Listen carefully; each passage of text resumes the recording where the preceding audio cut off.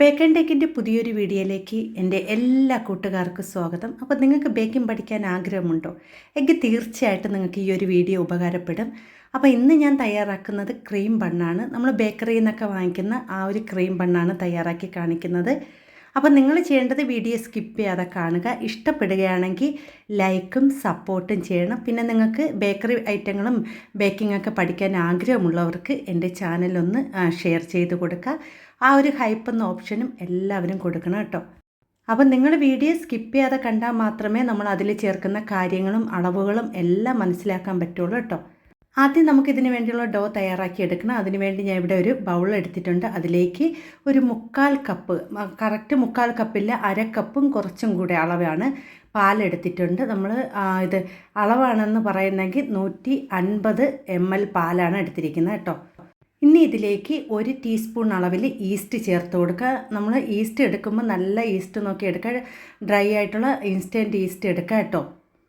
പിന്നെ ഇതിലേക്ക് ഞാൻ ചേർത്ത് കൊടുത്തത് ഒരു 1/4 ടീസ്പൂൺ അളവിൽ ഉപ്പ് ചേർത്ത് കൊടുത്തിട്ടുണ്ട്. അടുത്തതിലേക്ക് ഒരു 3 സ്പൂൺ അളവിൽ പഞ്ചസാര ചേർത്ത് കൊടുത്തിട്ടുണ്ട്. പഞ്ചസാര എടുത്തിരിക്കുന്നത് ഞാൻ ഈ ഒരു സ്പൂണിൻ്റെ അളവിലാണ് എടുത്തിരിക്കുന്നത്. അപ്പോൾ ഒരു 3 സ്പൂൺ അളവിൽ എടുത്തിട്ടുണ്ട്.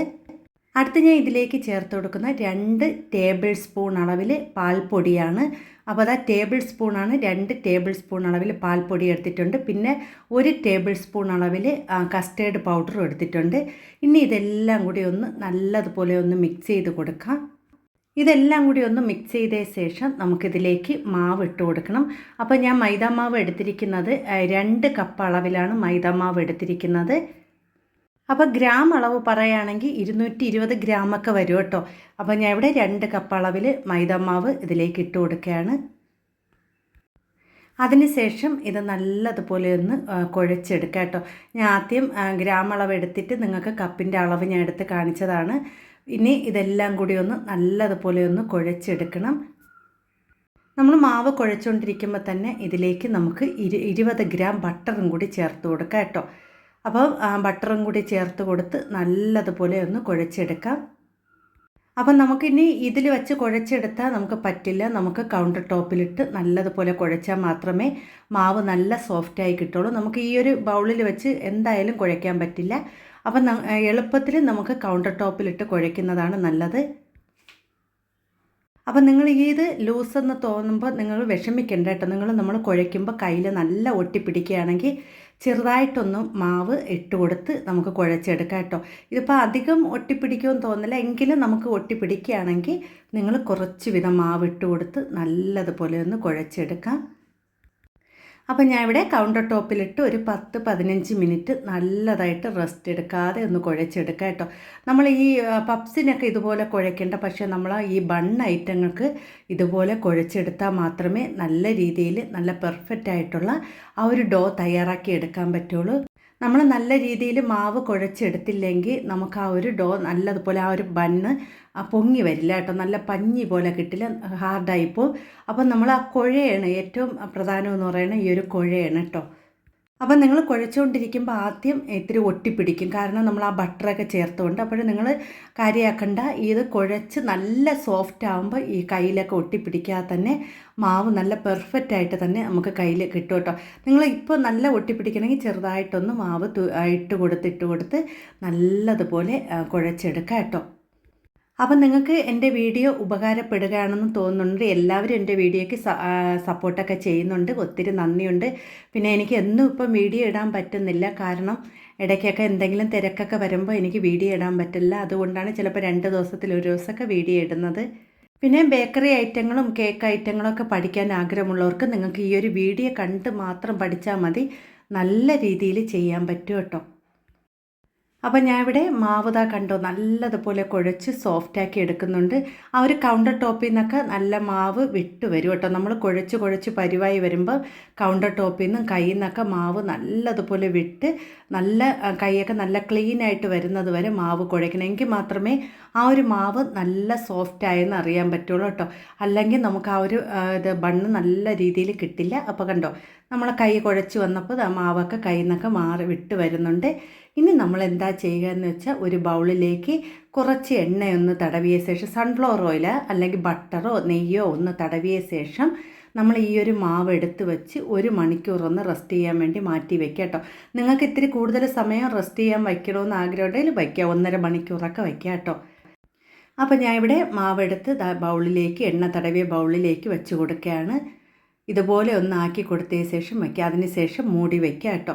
അപ്പം മൂടി വെച്ച് നിങ്ങൾ 1 മണിക്കൂറോ 1.25 മണിക്കൂറോ നിങ്ങൾക്ക് അത് വയ്ക്കാവുന്നതാണ്. ഞാൻ ഇവിടെ 1 മണിക്കൂർ മാത്രമേ വെച്ചോളൂ. മാവ് നല്ലതുപോലെ പൊങ്ങി വന്നിട്ടുണ്ട്. അപ്പം മാവ് നല്ലതുപോലെ പൊങ്ങി വന്നിട്ടുണ്ട്. ഇനി ഇതിനെ ഒന്ന് കട്ട് ചെയ്തെടുക്കണം. അപ്പം നമ്മൾ കട്ട് ചെയ്യുന്ന വെച്ചാൽ നിങ്ങൾക്ക് ഒരു അളവനുസരിച്ച് കട്ട് ചെയ്യാം.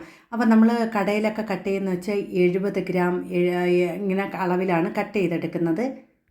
നിങ്ങൾക്ക് ഒരേ അളവിൽ വേണമെങ്കിൽ നമുക്ക് തൂക്കി എടുത്തില്ലെങ്കിൽ ഒരേ അളവിൽ മാവ് കട്ട് ചെയ്തെടുക്കാം കേട്ടോ. നിങ്ങൾക്ക് കയ്യിൽ മാവ് പിടിക്കുമ്പോൾ അറിയാമല്ലോ എത്ര അളവെന്ന്. അപ്പോൾ ഞാൻ ഇവിടെ തൂക്കിയാണ് എടുക്കുന്നത്. 70 ഗ്രാം വീതം നമ്മൾ തൂക്കിയെടുത്താണ് ഞാൻ ചെയ്യുന്നത് കേട്ടോ. നിങ്ങൾക്ക് ആ ഒരു മെഷീൻ ഇല്ലായെങ്കിൽ കുഴപ്പമില്ല, നിങ്ങൾ കൈകൊണ്ട് തന്നെ അളവുകളെല്ലാം കറക്റ്റായിട്ട് എടുത്ത് ഒരേ അളവിൽ തന്നെ ഉരുട്ടി എടുത്ത് വയ്ക്കുക കേട്ടോ. അതിനുശേഷം നമ്മൾ ആ ഒരു ഉരുള നല്ലതുപോലെ ലെവൽ ചെയ്ത് കൊടുക്കണം. നിങ്ങൾ പല വീഡിയോയിൽ ഞാൻ ബണ്ണിൻ്റെ ഒക്കെ വീഡിയോ ഇട്ടിട്ടുണ്ട്. ഞാൻ ഇതിൽ കൂടുതലായിട്ട് അങ്ങനെ കാണിക്കുന്നില്ല.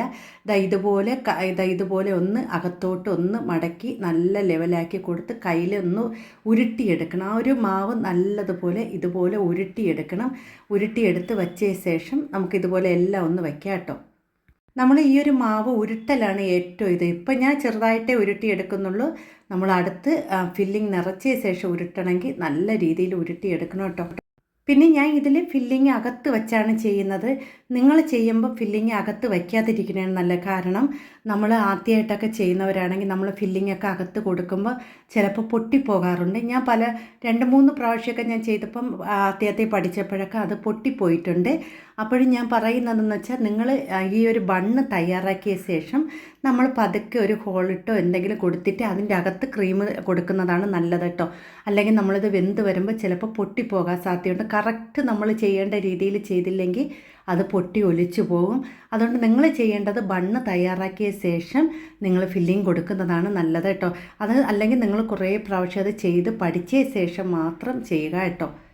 ഇനി നമുക്കിതിന് വേണ്ടിയുള്ള ക്രീം തയ്യാറാക്കിയെടുക്കണം. അതിന് വേണ്ടി ഞാൻ ഇവിടെ 50 ഗ്രാം ബട്ടർ എടുത്തിട്ടുണ്ട്. ബട്ടർ നല്ല സോഫ്റ്റ് ആയിരിക്കണം. എടുക്കുമ്പോൾ നമ്മൾ ഫ്രിഡ്ജിൽ വെച്ച് കട്ടയായിട്ട് എടുക്കരുത്. അതിലേക്ക് 1/2 കപ്പ് അളവിൽ പഞ്ചസാര. നമ്മളിപ്പോൾ ബട്ടർ 100 ഗ്രാമാണ് എടുക്കണമെങ്കിൽ 100 ഗ്രാം പഞ്ചസാര പൊടിച്ചത് എടുക്കുക. 50 ഗ്രാം എടുക്കണമെങ്കിൽ 50 ഗ്രാം പഞ്ചസാര പൊടിച്ചത് എടുക്കുക കേട്ടോ. അതിനുശേഷം ഇതിനെ നല്ലതുപോലെ ഒന്ന് ഞാൻ കുഴച്ചെടുത്തിട്ടുണ്ട്. ഞാൻ ഇത് കൈകൊണ്ട് കുഴച്ചാണ്. നിങ്ങൾ ബീറ്റർ ഉണ്ടെങ്കിൽ ബീറ്റർ എടുക്കുക, അതല്ലെങ്കിൽ വിസ്ക് ഉപയോഗിച്ച് വിസ്ക് ആയിട്ട് എടുക്കുക കേട്ടോ.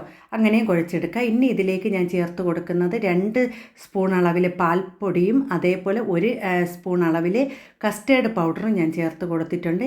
ഇനി നമുക്കൊരു വിസ്ക് ഉപയോഗിച്ച് നല്ലതുപോലെ ഒന്ന് മിക്സ് ചെയ്ത് സോഫ്റ്റാക്കി എടുക്കണം. അപ്പോൾ ഇതെല്ലാം കൂടി ഒന്ന് നല്ലതുപോലെ സോഫ്റ്റാക്കി ആ ഒരു ക്രീം പരുവത്തിൽ എടുക്കണം കേട്ടോ.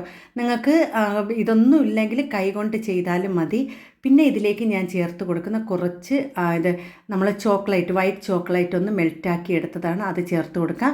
നിങ്ങൾക്ക് അതില്ലെങ്കിൽ മിൽക്ക് മെയ്ഡ് കുറച്ച് ചേർക്കാം കേട്ടോ. പിന്നെ നിങ്ങൾ ബണ്ണ് തയ്യാറാക്കിയ ശേഷം നിങ്ങൾ ഈ ഒരു ക്രീം കൊടുക്കുന്നതാണ് ഏറ്റവും നല്ലത്. അല്ലെങ്കിൽ നിങ്ങൾക്കത് ചിലപ്പോൾ പൊട്ടിപ്പോകും. നമ്മൾ ഉരുട്ടുന്നത് കറക്റ്റ് ആയില്ലെങ്കിൽ അത് പൊട്ടി ഒലിച്ചു പോകും.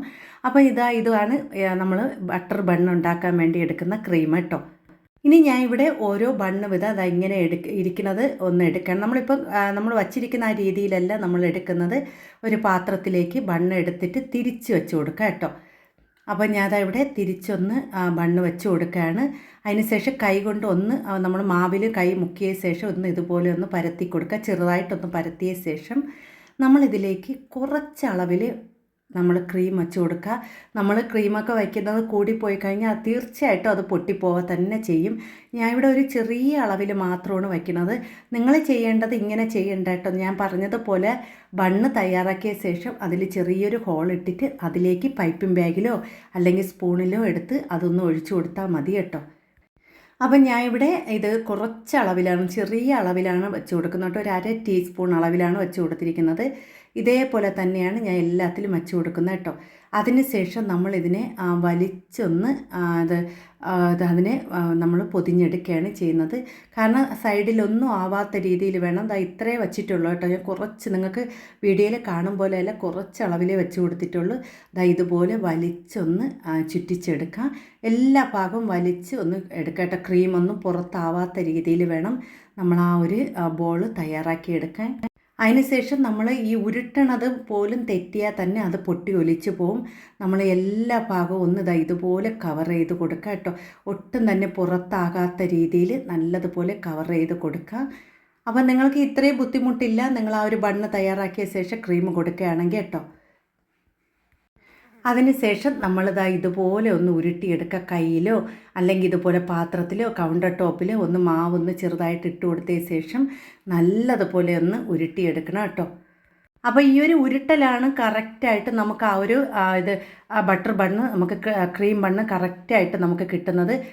ഇതുപോലെ ഉരുട്ടി ഒട്ടും തന്നെ പൊട്ടലോ ഒന്നും ഇല്ലാത്ത രീതിയിൽ വേണം നമുക്ക് ആ ഒരു എല്ലാ ബോളും തയ്യാറാക്കി എടുക്കാൻ. അതിനുശേഷം നമ്മൾ ഈ ഒരു ബട്ടർ ബണ്ണ് 10 മിനിറ്റ് അതൊന്ന് പൊങ്ങി വരാൻ വേണ്ടി വെച്ചതിന് ശേഷം ഞാൻ ഇതിലേക്ക് പാലിൽ കുറച്ച് പഞ്ചസാര ഒന്ന് മിക്സ് ചെയ്തതിന് ശേഷം ബ്രഷ് ചെയ്ത് കൊടുക്കുകയാണ് ചെയ്യുന്നത്. ഇനി 180 ഡിഗ്രിയിൽ 10 മിനിറ്റ് ഫ്രീ ഹീറ്റ് ചെയ്ത ഓവണിൽ ഒരു 25-30 മിനിറ്റ് ഒന്ന് ബേക്ക് ചെയ്തെടുക്കുക കേട്ടോ. അത് ഓരോരുത്തരുടെ ഓവണിൻ്റെ ചൂടനുസരിച്ചിരിക്കും. നിങ്ങൾക്ക് 25 മിനിറ്റ് വെച്ചിട്ട് ബേക്ക് ആയില്ലെങ്കിൽ 30 മിനിറ്റ് വെച്ച് കൊടുക്കുക കേട്ടോ. അപ്പോൾ നല്ല കളറായ ശേഷം ബണ്ണെടുക്കുക. അപ്പോൾ ഞാൻ ഇവിടെ ബണ്ണൊക്കെ നല്ലതുപോലെ വേവിച്ചെടുത്തിട്ടുണ്ട്. എൻ്റെ ഇതെല്ലാം ചെയ്തെങ്കിലും എൻ്റെ ഒരു ബണ്ണ് പൊട്ടിപ്പോയി കേട്ടോ. അത് ഞാൻ പറയാം. അപ്പോൾ ഞാൻ ഈ ബണ്ണൊന്ന് നല്ല സ്പോഞ്ചായിട്ടുള്ള ബണ്ണാണ്. ഇത് കട്ട് ചെയ്ത് കാണിക്കട്ടെ. ഞാൻ ഇവിടെ കുറച്ച് അളവിൽ മാത്രമേ ക്രീം തേച്ചിട്ടുള്ളൂ. അതുകൊണ്ട് കുറച്ച് മാത്രമേ ക്രീം ഉള്ളൂ. കണ്ടോ, നിങ്ങൾക്ക് കാണുമ്പോൾ തന്നെ അറിയാം. നമ്മൾ നല്ല രീതിയിൽ ചെയ്ത് കഴിഞ്ഞാൽ ഇത് പൊട്ടിപ്പോവും. നിങ്ങൾ ചെയ്യേണ്ടത്, നിങ്ങൾ ബണ്ണ് തയ്യാറാക്കിയ ശേഷം ചെറുതായിട്ട് ഇതിൻ്റെ അകത്തല്ലേ കട്ട് ചെയ്തിട്ട് അതിൽ ചേർത്ത് കഴിക്കുന്നതാണ് നല്ലത്. നല്ല പഞ്ഞി പോലത്തെ ക്രീം ബണ്ണാണ് തയ്യാറാക്കിയിരുന്നത്. അപ്പോൾ നിങ്ങളെല്ലാവരും വീഡിയോ ഫുള്ള് കാണുക. ഇതെല്ലാം ചെയ്ത് നോക്കണം കേട്ടോ. എങ്കിൽ മാത്രമേ നിങ്ങൾക്ക് ഇതെല്ലാം മനസ്സിലാക്കാൻ പറ്റുള്ളൂ. വീഡിയോ കണ്ടിട്ട് ഇഷ്ടപ്പെടുകയാണെങ്കിൽ ലൈക്കും സപ്പോർട്ടും ചെയ്യണേ.